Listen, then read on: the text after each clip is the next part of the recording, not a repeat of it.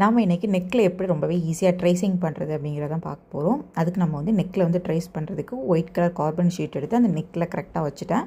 அதுக்கு மேலே நம்ம வந்து ட்ரேஸ் பண்ணி எடுத்து வச்சுருக்க அந்த நெக் மாடலும் கரெக்டாக அந்த நெக்கோட விட்டுக்கு கரெக்டாக வர மாதிரி நான் வச்சுட்டு நம்ம வந்து என்ன பண்ணிக்கணும்னா இனி பின் யூஸ் பண்ணி பின் பண்ணிக்கணும். அப்போ தான் நமக்கு வந்து அந்த அளவு வந்து மாறாமல் நமக்கு வந்து நீட்டாக கிடைக்கும். சரிங்களா?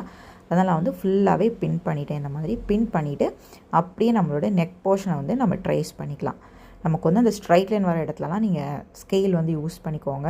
மற்றபடி வளைவாக வர இடத்துல எல்லாமே கையில் நீங்கள் வந்து கரெக்டாக வந்து இந்த மாதிரி மார்க் பண்ணிக்கோங்க.